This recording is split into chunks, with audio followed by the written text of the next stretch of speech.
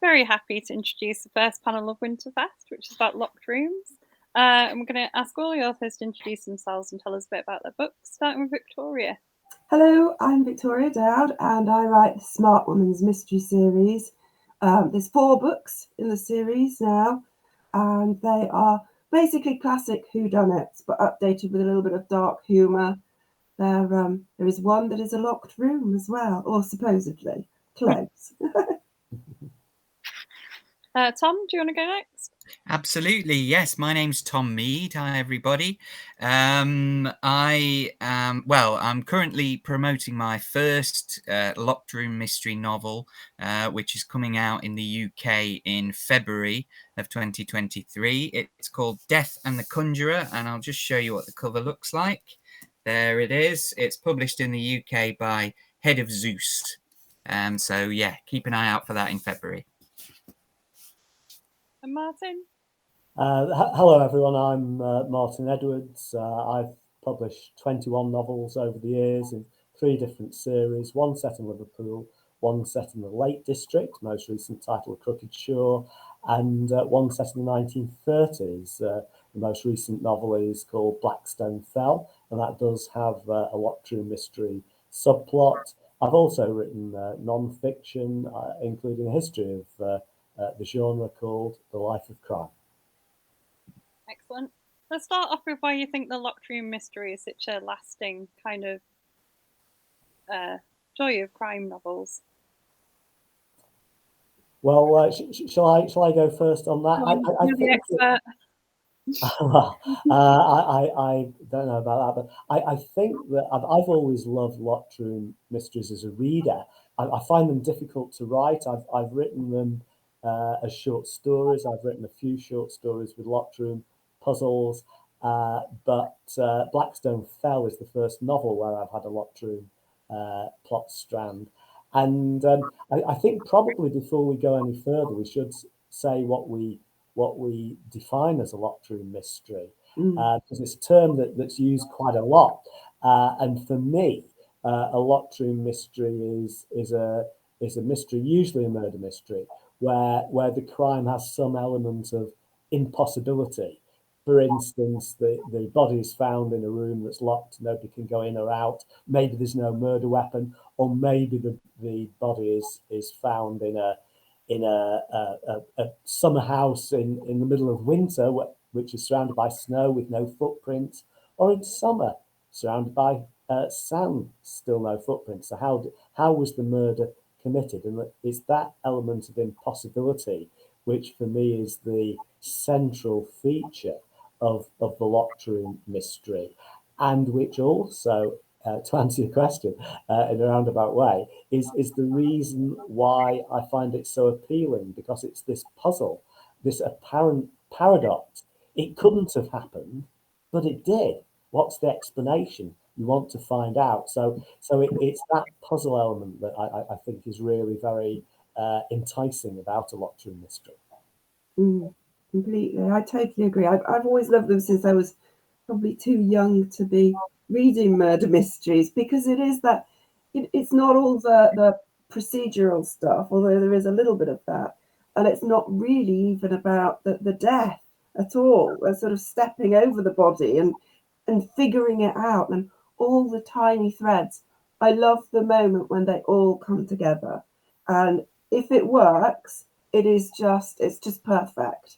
And it is that element of perfection, I think, that I'm always looking for in a locked room mystery.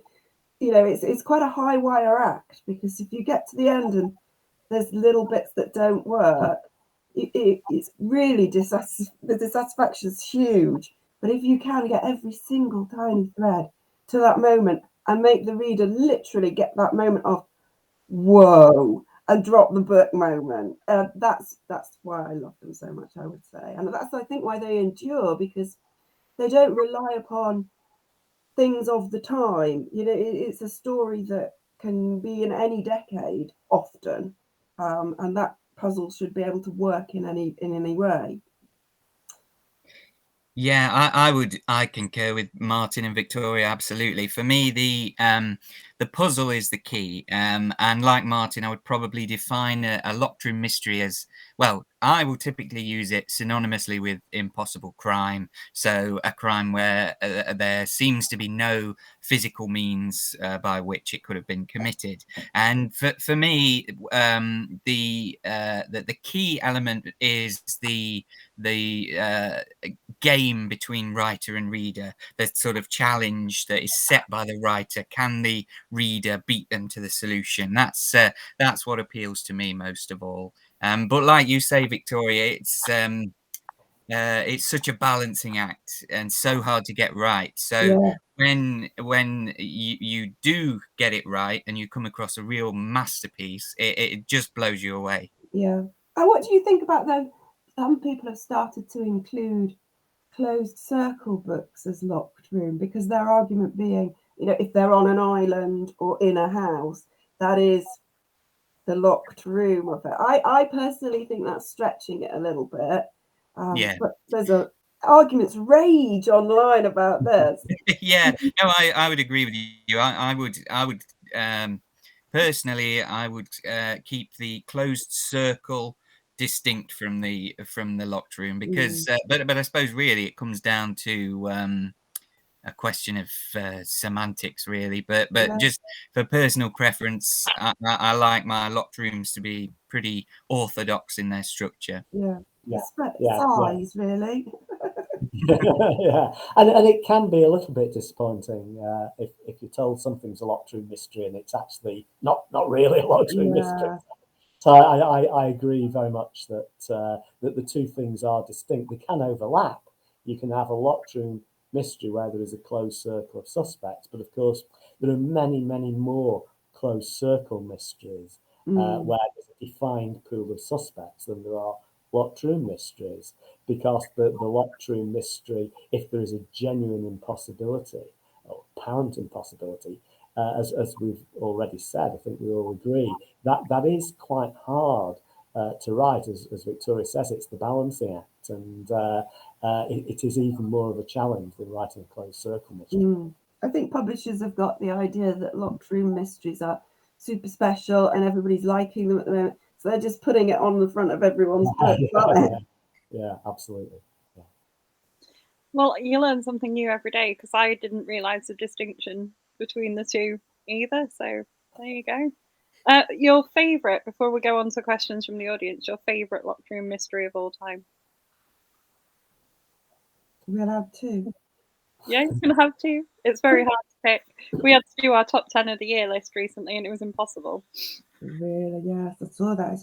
I'm going to go for Rim of the Pit by Haight Talbot, because it's absolutely balmy, and I mean, even the cover's crazy. It's got maps though and stuff, which I love a map, and it's actually quite scary, and it's in a very unusual setting. It's all snow. And you're not quite sure what's happening all the time. You're really off balance with it. It's a brilliant book. And I'd also have to have an Agatha Christie as well, Hercule Poirot's Christmas, because got to have Agatha as well. Tom, do you want to? Yeah, absolutely. Well, I'm going to go with John Dixon Carr, because, of course, he's the sort of acknowledged maestro of the genre. He wrote so much within the locked room mystery genre, and he really kind of, for me, took it to new heights. But the one that is talked about the most is probably The Hollow Man, published also as The Three Coffins. So I'm going to go with that as my favourite, purely because it wasn't my first JDC that I read, but it was one where it really had that effect on me that we've discussed, where when I reached the solution, I was just bowled over by it. It was... I'd read a few of his books, Hag's Nook, and Till Death Do Us Part, and a few, Case of the Constant Suicides, all excellent books. But The Hollow Man was the one where the solution, where everything just came together, all the chains of logic, and the sheer bravado of Carr in writing it in the first place. Yeah. Yeah. Well, I did wonder if you're going to pick that one, Tom, and because that too is right at the top of my list, for all the reasons you mentioned, and the great atmospherics and the wonderful locked room lecture when Yeah. in the middle of the story, Dr. Gideon Fell just breaks off and expounds his theories about locked room mysteries and the various solutions to them. It's absolutely fantastic if you like that. If you like locked rooms, it's an absolute joy. But since you've beaten me to it with that one, I'm going to pick a short story because I do think that locked room mysteries do work particularly well with short stories. And again, it's John Dixon Carr, but under the name his alias of Carter Dixon. Not a very good disguise, Carter No. Dixon, but there you go. And it's a story called The House in Goblin Wood, which I think is absolutely brilliant and also very, very chilling. And I think that the construction is as close to perfection as you can get in a locked room mystery. So leaving aside the Hollow Man, I would go for The House in Goblin Wood. Good. Alex has asked, while we're on the favourite books, what crime novel makes you think of Christmas? Because he's getting really in the mood now. He's just watched The Making of the Snowman. Well, I'd have to go for Hercule Poirot's Christmas. It is. I read it every year at Christmas because I just think it's perfect, and you've got that fear aspect that I think is really important. And he's cold, and you're in this house, and it's also got the awful family members that you have to suffer at Christmas as well, and you're all gathered together in this kind of really fake situation where everybody's trying to be nice, but nobody really likes each other very much. So I absolutely love that book. That's a fabulous and very Christmassy. Yeah, I'd go along with that. I've in my role as consultant with the British Library, consultant to the crime classics. You know, we've produced quite a number of Christmas mystery novels that have done very well, and that's very gratifying. I've edited a number of anthologies of Christmas short stories for the British Library, but in terms of the one that personally I go back to, I think Hercule Poirot's Christmas is hard to beat because you've got the great detective, you've got the locked room mystery, you've got the Christmas setting, you've got the country house. You know, it really does bring all the classic ingredients and classic tropes together. And there's some great cluing and misdirection in it as well. So I think that is. Leaving aside Christmas, it is actually a very, very good Agatha Christie novel, simply in terms of the way the plot is structured and the wool is pulled over our eyes. So that would be my choice too. Yes, Hercule Poirot's Christmas it really is a brilliant book, and it was one of the first locked rooms that I read. But I suppose as well, thinking about festive mysteries, it's also an opportunity to look at another species of impossible crime, the no footprints problem that you mentioned earlier, Martin, with the effectively structured in the same way as a locked room, except the physical impossibility is not the inaccessibility of a room. It's how a killer was able to get into or out of a location without leaving footprints behind them.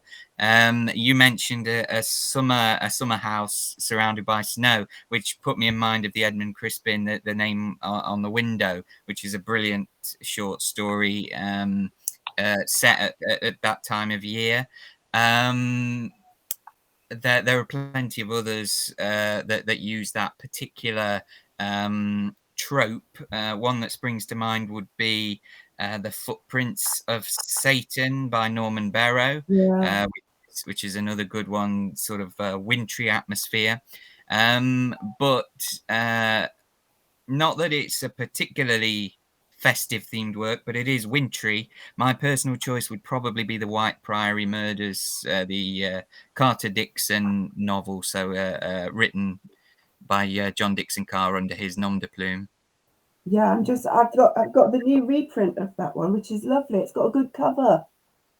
It's very nice. I've been rereading that one because the benefit of having a terrible memory is oh God, now I know I've read this before, but Yeah, no, that's a fantastic one. It's quite an early one of his Henry Merivale series, second or third, I think. But it kind of bridges the gap because as the Carter Dickson novels progressed, he sort of lapsed into more kind of farcical comedy with a lot of dashing in and out of rooms, and the detective character Henry Merivale getting into increasingly absurd situations, which are entertaining, but it's not the kind of true blue locked room mystery style with the spooky atmosphere, etc. that we're used to. But the White Priory does have that,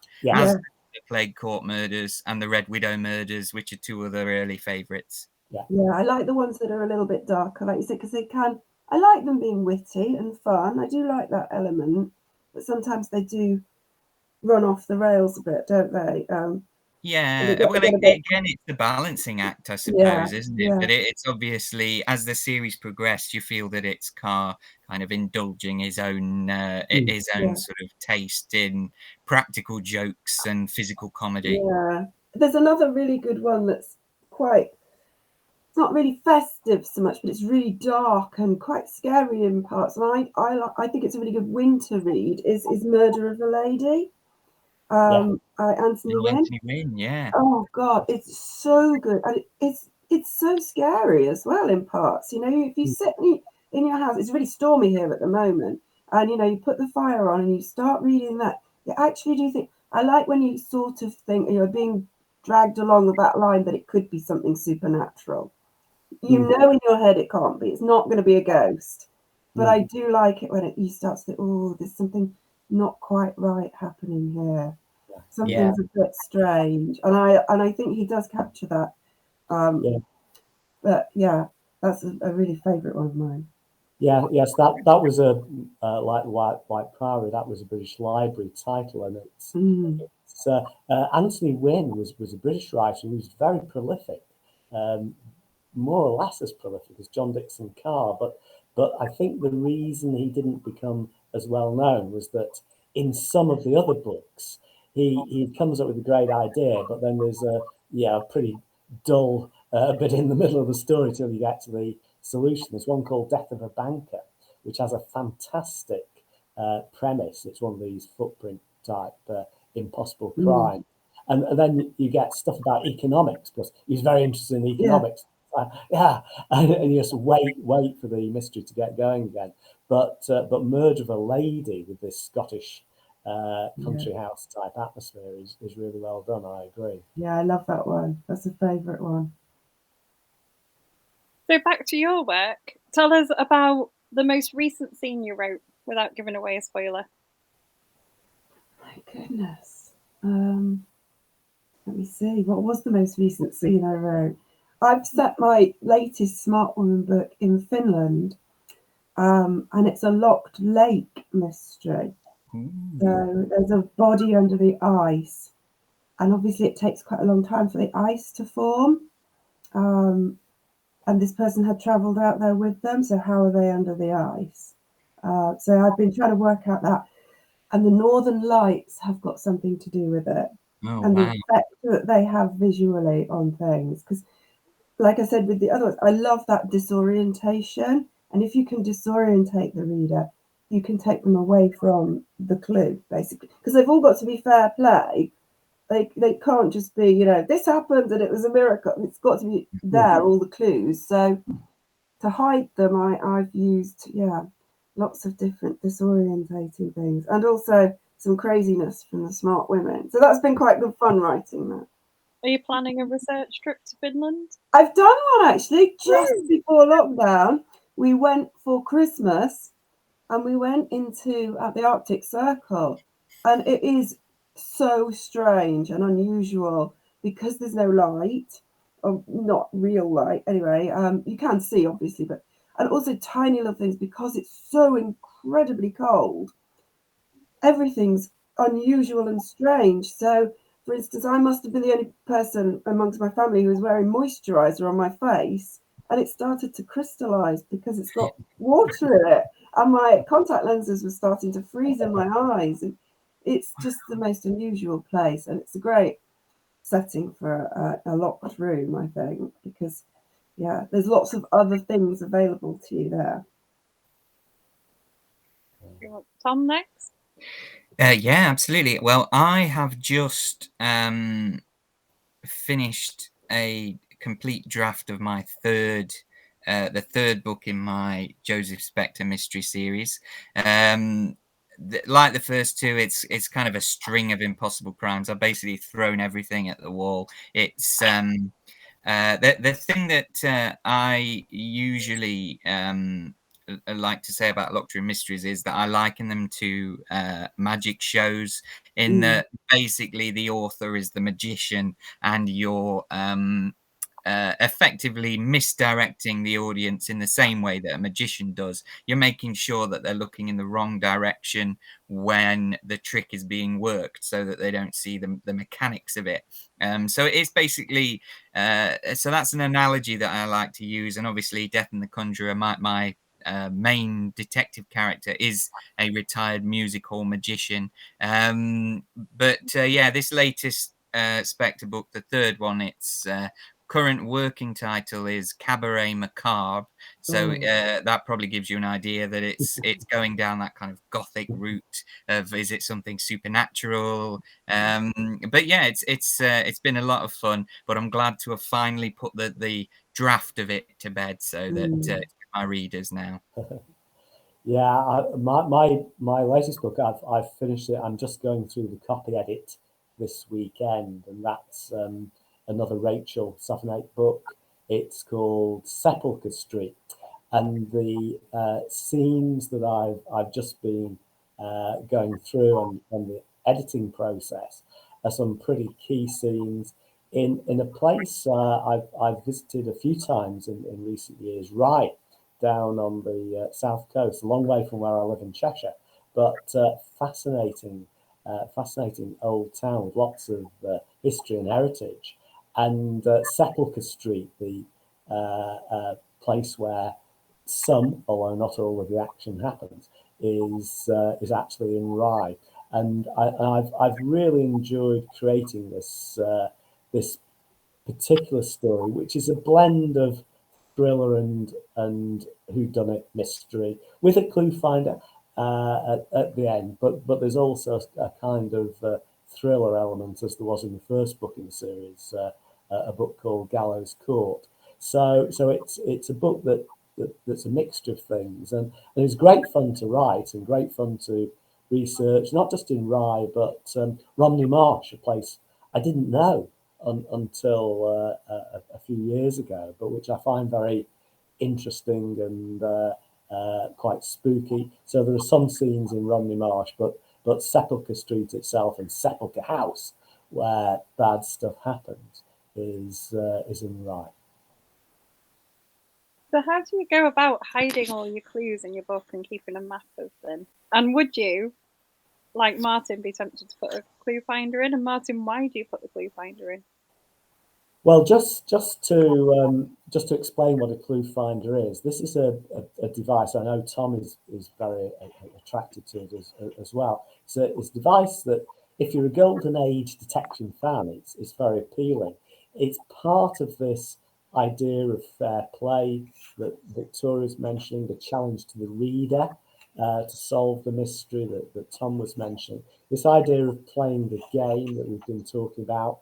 And the idea is that you plant the clues in the story, and then at the end of the story, there's a section, a clue finder, and it can be done in footnotes, or it can be done, as I do it, as a separate couple of pages at the back of the book, where you itemize the different hints and clues that that are in the text, and you give the page numbers, so the reader can look back and kind of work out if they're so inclined, if they spotted it, or if they agree it was a fair clue, all that kind of thing. So I think in my own case, I don't think about the clue finder, and I've done it now in 3 books: Mortmain Hall, Blackstone Fell, and this new one I'm working on at the moment, Sepulchre Street.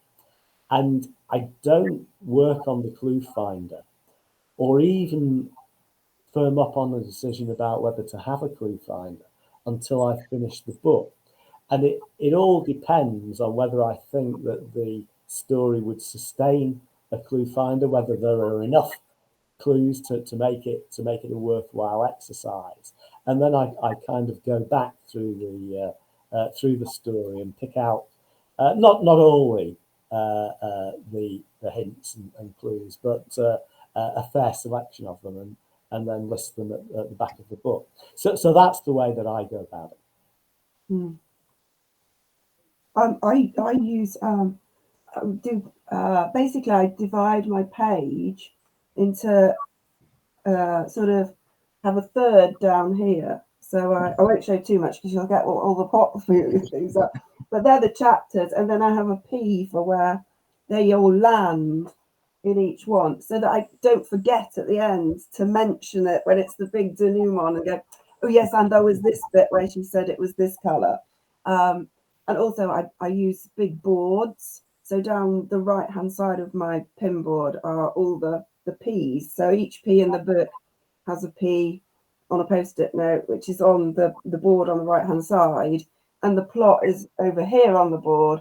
And then I take the string to which part of it goes in, so that you don't have all the plot points at one bit as well, because if you hammer them all in at one point, or they all cluster together, people will notice and say, oh, hang on, he's 6 foot tall and this and that and the other.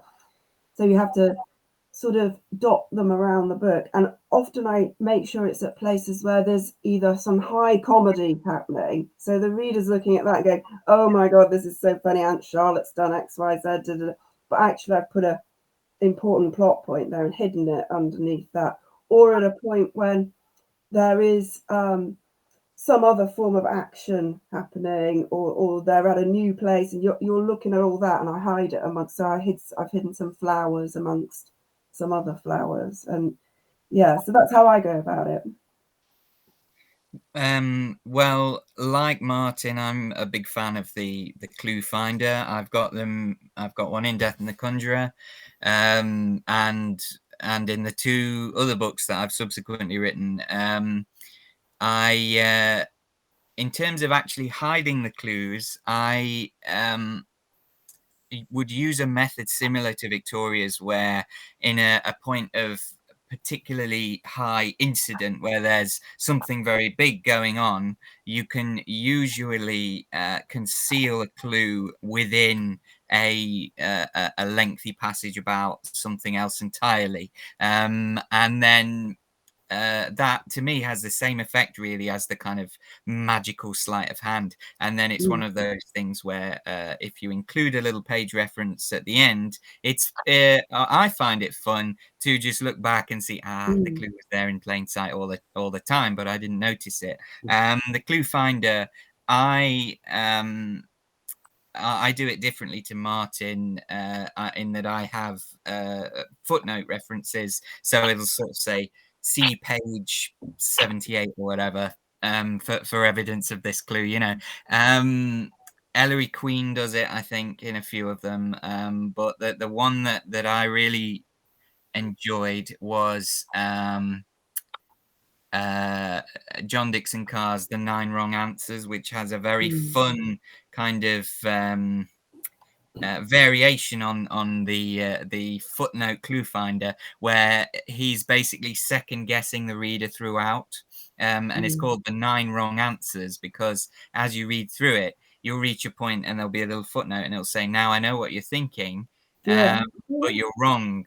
So this is the first of the wrong answers, So it really kind of plays up that game element, and is I think quite ahead of its time, really, in that it has a sort of almost postmodern level of self-awareness, which is also present in The Hollow Man, in the famous locked room lecture, where the detective character steps out of the plot to just talk about the different structures of locked room. But to get back to your question, I think basically when I'm trying to hide a clue, I will effectively slip it into a passage which is about something else entirely, so that you don't know that it's there until it's pointed out. Right, because no one is escaping this when I'm doing an interview at the moment, what have been your reads of the year so far? You can have as many as you want. Well, I'd have to go for Tom's. Tom's was absolutely brilliant, and of course, Life of Crime, which is my Bible. They're both wonderful books. I'd have to go for both of those, definitely. Yeah, we've all got it. We've all got it. We've all got to have that. That is just, I think that would have been my read of the year. Both of those books, definitely. Oh, thank you, Victoria. Yeah, that's a pleasure. Fabulous. It's great to see. It's great to see locked room mysteries suddenly becoming really popular and brilliant as well, and not so niche and becoming a bit more mainstream again. Absolutely, yes, yeah. Well, I mean, I'd echo the Life of Crime. Certainly, it's a terrific book with a great chapter on locked room mysteries, which is really fascinating, mentioning some particularly obscure names like Virgil Markham, which is and also the somewhat infamous George Antile, which is great, who wrote a single locked room mystery novel under the name Stacey Bishop, which is fascinating. But as for my other reads of the year, I discovered your Smart Woman series this year, Victoria. Yeah, so I've got the first one here, which is another good Christmas read, I would say. The first Smart Woman mystery, but also this year I've enjoyed the newest Anthony Horowitz. Is it the Twist of a Knife? The fourth in his Daniel Hawthorne series, which has got locked room elements. So I would recommend that, definitely. And my friend Gigi Pandian published a great locked room book this year as well, called Under Lock and Skeleton Key. It was published in the US. It's not come out on this side of the pond yet, but I got a copy from the US, so it's well worth tracking down. There've been so many, and at the moment I'm reading Blackstone Fell, so loving that, of course. Yeah. Well. Thanks, Tom, and thanks, Victoria, and of course, Death in the Conjurer is one that will make a big impression, I think, when it's published in Britain early next year. It's already made a big impression in the States because, intriguingly, it's been published in the States first, and it's done very, very well there. Smart One, we talked about this at Crime Fest in Bristol. Victoria and I were on a panel, a terrific series of books. In terms of course, I read a lot of classics for the British Library. I also read a lot of books that aren't quite classics. I finished one last night, an incredibly obscure book, which is pretty entertaining until the end, when it's a book from 1933. I won't say what it is, but the murderer is somebody you've never met in the story. So that's not good. Disappointing. Artistically unsatisfactory, I have to say. That author had written a good first book, and this second one is really writing the same book, but not as well, I think. So I was pretty disappointed with that. But one book, Anthony Horowitz, I very much agree, is a brilliant writer, very ingenious, and extraordinary that he maintains the same high standard when he's so prolific. I very much enjoyed Anne Cleeve's latest book, The Rising Tide. I've been a fan of Anne since she started, really, even before I met her many moons ago. And this latest one is very good. One book, a psychological thriller I really enjoyed enormously, was The Silent Patient by Alex Michaelides. And I thought that in a genre where, you know, the twists are sometimes a bit less exciting than the publicity would have you believe, I thought that book really delivered very brilliantly. It was a very gripping read, and importantly, the ending lived up to everything that had gone before, which isn't always the case. But The Silent Patient, I thought, was quite admirable. I also read things that aren't so crimey as well a lot of the time, so I don't know if that's allowed on here, but I'd say The Lighthouse Witches was really, really good. There is a crime in it, but I kind of like the more gothic books as well. And I think a lot of crime writers do read that sort of stuff as well. That's really good. And Burnt Coat was really good, by Sarah Hall. Yes. Yeah, really dark, quite scary. Yeah, I'd recommend those as well. Yeah, speaking of gothic, you've just reminded me. Sarah Ward, she's a Yeah, Derbyshire-based writer, and she's written 2 terrific gothic novels they're under fabulous. the name Rhiannon Ward's. Yeah, The Quickening and The Shadowing. So I They're recommend fabulous those as well. books. Yeah, they're fabulous. And yes, you are allowed non-crime. We did our top 10 of the year, and my top 3 were not crime. Brilliant. Which was terrible because I just wrote them in a random order. They weren't in, apart from book 1, mine were in like no order, and I just wrote them down really badly. So it ended up with like the top 3 not being crime. But yeah, I refused to pick an actual order. I didn't, and I cheated and made 2 books number 2. So just because I could. Donna said she's adding your book to her Christmas list, Martin. Sarah Blackburn has said she enjoys your books. Alex has asked where he could find more John Dixon Carr stories. Now, I know Alex reads particularly on audio, so I don't know if that influences your answer. I'm not so knowledgeable about which ones are available on audio, but quite a number have now been reprinted in the British Library series. So they are very easy to obtain. And that includes the first few books with a different detective, called French detective, Parisian, called Henri Bencolam. And those books, he was writing them when he was in his 20s. He was a young man.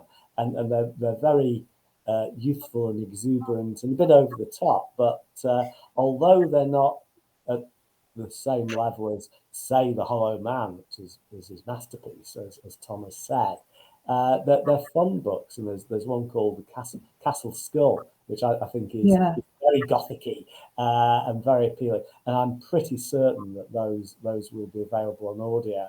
So I think quite a few now are available in different editions, and you can also pick up quite a lot of them on eBay and AbeBooks and so on at relatively low prices. So because he was very successful when he was alive, and so there were quite a lot of copies about. A lot of them were done in paperback, which isn't true of many of the Golden Age writers.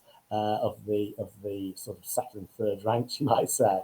So John Dixon Carr is pretty easy to find, although not all of them will be in audio at the moment. I've just been listening to an audio of his actually. That's really, really good. I really recommend it.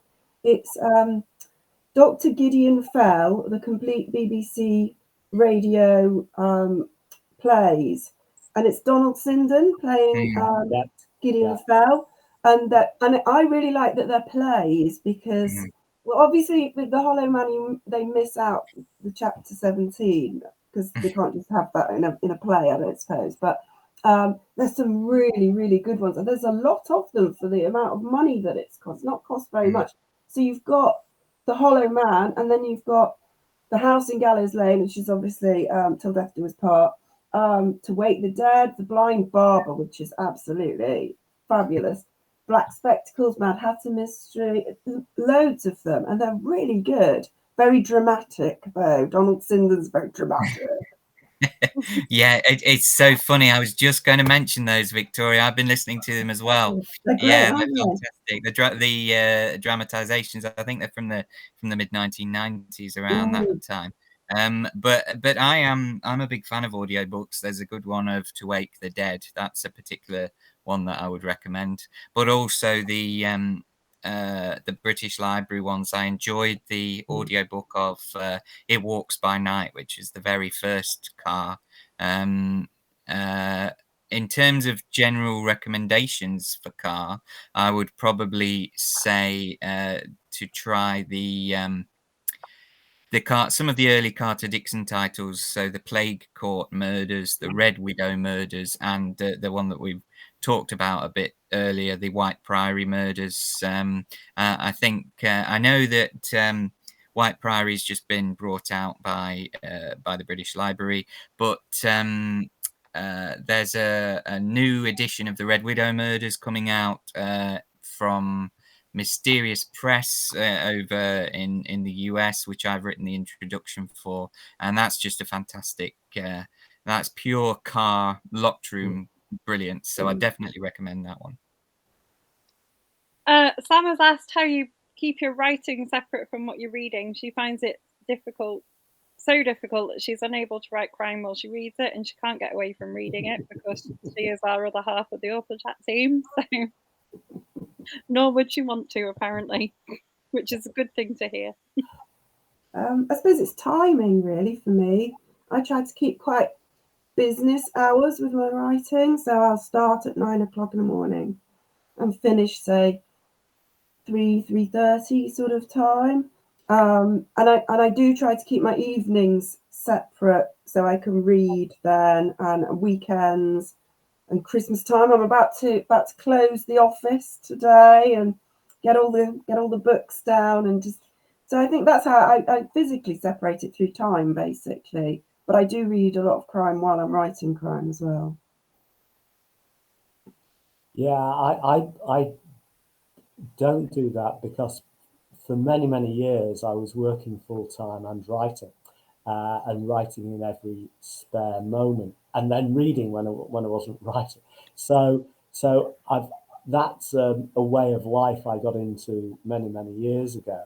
And even though I'm not working in the day job anything like full time now, I still find I have a fairly random approach to these things. And I don't find, maybe it's because I read a lot of different types of books, mainly crime books, but also a lot of non-fiction. I don't find that it interferes with my writing particularly.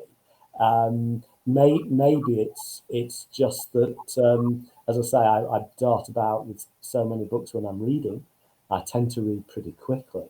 That sort of whizzes by, whereas I'm writing fairly slowly, so the books I'm reading don't interfere with the writing process. Well, my writing basically started out as effectively John Dixon Carr pastiches. So they're basically written in tribute to John Dixon Carr, because obviously I was reading and rereading his books, but also other classic Golden Age writers, Christiana Brand being another favourite, and Clayton Rawson, a US writer.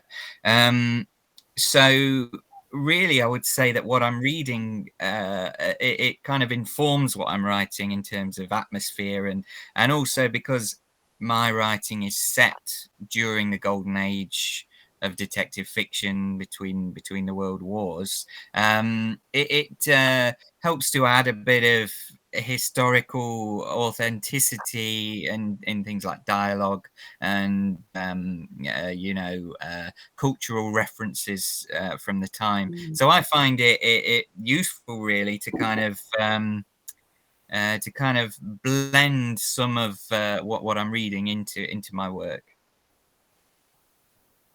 Yeah. I think one other thing that I would like to say is that when we're doing an event like this, talking to an audience about Locked Room Mysteries, I find it absolutely fascinating from my personal point of view. Because when I started publishing crime fiction, Locked Room Mysteries were very much out of fashion. Golden Age fiction was very much out of fashion, and to find I take huge pleasure in seeing the younger writers, Victoria, Tom, and Tom's mentioned Sarah Ward, many others coming along, writing books of the kind that I've always really loved. And now there's a market for them, and it's no longer a kind of like a guilty secret as the way it was many years ago. And this change is a change that's taken place during my time as a published crime novelist. Seems to me to be utterly thrilling, not just as a writer but as a reader. That all these new books of the kind that I love so much are coming on stream, and there's now an appetite for them in this country and across the world. Yeah, if you go to China, Japan, there's great enthusiasm for Locked Room Mysteries and Golden Age mysteries. It's absolutely brilliant. I think you really spearheaded it, Martin. I think you've been such a kind of influential figure in that way, particularly with the British Library, which have certainly given me access to books that I would never have been able to track down or even, be able to afford. You've kind of helped to popularize them again. Yeah, completely. I would never have been able to find them, and to have them so easily accessible. And is absolutely wonderful. I buy them for people every Christmas. It's great. The British Library. I mean, when I first met them, the series they had this idea of putting out the vintage railway artwork posters, using them for the book covers.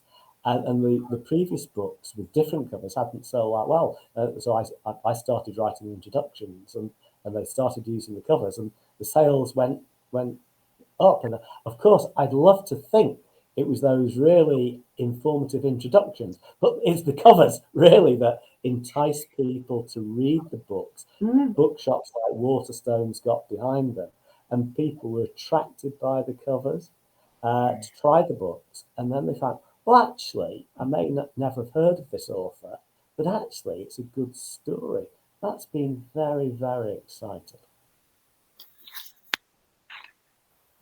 We've got about 10 minutes left, right? Tell us the most. Talking about locked rooms has made me think about one of my favourite short stories that Mike Craven wrote, where he kills someone in a bathtub, like a locked one with a flashing GIF, which just personally is like horrific, but for various reasons. I absolutely loved. What's the most innovative way you've killed someone in one of your? Oh, I love playing with things like that. I've used I have somebody in a bathtub and a chandelier impales them. I've got vape pens. Gosh, yeah, I think probably my chandelier falling from the bathtub.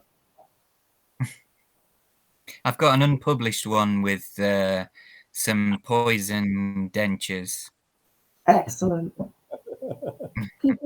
Yeah, Blackstone Fell actually, which was my first attempt to introduce a locked room element into a novel rather than a short story. I was pleased with the explanation for the murders, but I'm not going to say what it is.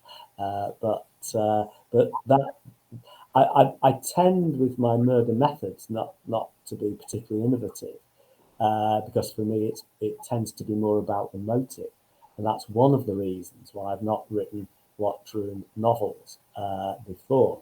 But with Blackstone Fell, I had a particular idea, and I was very attracted to it, so I decided to give it a go.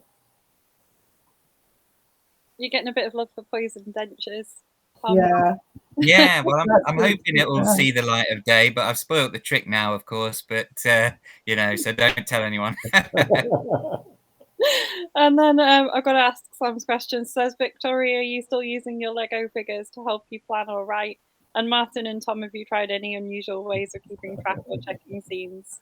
I am still using the Lego figures. It's very useful. Thank you. So basically, for people who don't know, in the Supper Club Murders, the third book, which is my locked room mystery, they go on a safari supper club, which is you have a different course in each house, and you all travel as the party from house to house. And I went on one of these on a New Year's Eve, and it was really, really dark, and people kept dotting in and out, so you couldn't quite tell who'd been there at what points in the dinner. So one house, you think, oh, was she there? I don't remember whether she was there or not. Then I started writing the book, and I was confusing myself and thinking, no, that person wouldn't have heard that because they weren't there then. So my son built the whole village out of Lego, and each character had a little Lego minifigure. So the smart women do exist in Lego. And it was brilliant because as I wrote the book, I moved the pieces around, and so I could see exactly who was there. Because you don't want to have, Farmer whatever's there and just doesn't speak in the whole scene, because that would be really fake. He'd say something. So yeah, the Lego, I think that got more traction than the book, actually. It's fabulous. I love that. Yeah, I don't know whether you've seen it, but there is on YouTube this incredible animated video of the Mystery of the Yellow Room, which is a very famous French locked room mystery, and that's all done in Lego. Oh, brilliant! It's absolutely mind blowing. Bizarre, but great fun as well. So I can recommend that for a sort of Christmas relaxation viewing. When it comes to plotting, typically it'll just be post-it notes and things like that. But when it comes to sorting out the actual mechanics of a locked room mystery, usually I'll have something like this. This is just a floor plan that I've put together. This is for my newest one, Cabaret Macabre. So typically that's how I'll help to get things straight in my own mind. You've got a few more suggestions coming in. Sarah Blackburn says hearing aids would be a good one to use. Kill someone with. Malcolm thinks Victoria's Lego is very clever. And Brian is saying pick your poison carefully. Absolutely. Because Brian, he will tell you if your poison is wrong. There's a good book called... Okay, sorry. No, so I've got a good book called Deadly. I think it's called Deadly Doses: Poisons for Writers, which is very helpful. Excellent. I've got A is for Arsenic, the Agatha Christie one where she goes through. Catherine Harkup. Yeah, that's fabulous. Absolutely fabulous. I've got that on audiobook as well, and I put it on in the car, and people get in the car and like, what are you listening to? How to poison people. It's all right though when it's when you're a crime author, isn't it? Because you can use an excuse of it's research. Yeah. Well, exactly. When you read these reports in the paper about some incident, and then they go to the person's home and start searching their internet history, what will a crime writer do in that circumstance? It'd be absolutely terrible. All these ways of killing people.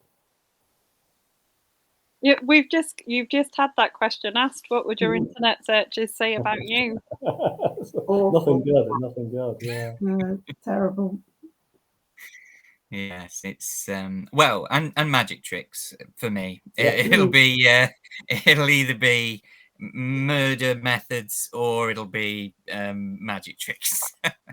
Yeah, and what was happening in the 1930s for the I do a lot of research for the Rachel books, so there's a lot of stuff about the 1930s, and of course that then distracts you from the writing because you get fascinated by it. So 1930s songs and things like that. So yeah, I spend a lot of time doing that kind of research.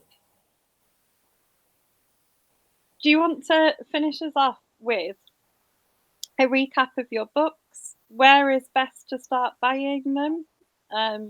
Things like we've got 5 minutes left, so if we go around everyone and you give us a recap about you and your books, that would be lovely. We're going to start with Martin this time because we started with Victoria last time. Okay, thanks, Caroline. Well, The Life of Crime is a history of crime fiction, quite wide ranging, and therefore quite a big book. So if you buy the book, it also serves as a useful murder weapon, blunt instrument as well. In terms of the novels, the Rachel series, the most recent one that's published is Blackstone Fell. The first one is Gallows Court. The second one is Mortmain Hall. And the Lake District series, which is also easily available. The first one is The Coffin Trail, and the most recent and 8th book in the Lake District series, which is contemporary cold case crime. That one is called The Crooked Shore, and that The Crooked Shore, although it's the most recent one, is probably my personal favourite in the series. But a lot of people would prefer to start at the beginning of the series and move along chronologically. But I do try to write the book so that it doesn't matter too much where you start. And Tom? Well, my book is called Death and the Conjurer. It's locked room mystery, very much in the vein of John Dixon Carr, written in tribute to him. It's published by Head of Zeus. It comes out in the UK in February 2023, but you can pre-order it now if you want to. The second book in that series is called The Murder Wheel. That's not got a UK publication date yet, but I understand it's going to be around October 2023. So yeah, keep your eyes peeled for that as well. And my latest book in the Smart Women's Mystery series is A Book of Murder, and that is basically set at a crime writers convention, and I had a lot of fun killing crime writers off. That was brilliant. And it is an impossible crime. Obviously, it is possible because somebody's committed it. But it was really good fun to be able to write. Look, because they're all crime writers, they all had to have a little books of their own. So I had to write another series to go in the book because he's a very famous crime writer who has a very famous character called Sheridan Le Fanu. So yeah, that's available widely at the moment. It's out now. Marvellous. I like the idea of killing people off at crime writers convention. Oh, it was great fun. I've got bloggers there as well. I've got agents, publishers. I had to be quite careful with all that though. I had to be very careful. An image of you at Harrogate just eyeing people up, thinking you're dead in my book. Taking notes. So we've got a few Merry Christmases. So we've got Sarah said that she likes to read books in order, Martin, so she'll go and check out the first books. Donna's very excited for the new book from Victoria, and we'll be checking out all of the others for sure. And Malcolm said Merry Christmas as well. It's a nice finish. And then Merry Christmas. Yeah. Merry Christmas. Yes. Merry Christmas, everybody. And happy birthday to Tom. Oh, yes, it's my birthday today. Yes, thank you. And then all that's left to say is thanks for coming on. Pleasure. Thank you for having me. Lovely to talk to you all. Yeah, thanks very much indeed, Caroline. And have a great time over the Christmas break, and Happy New Year and happy reading. Yes. It's a good way to finish.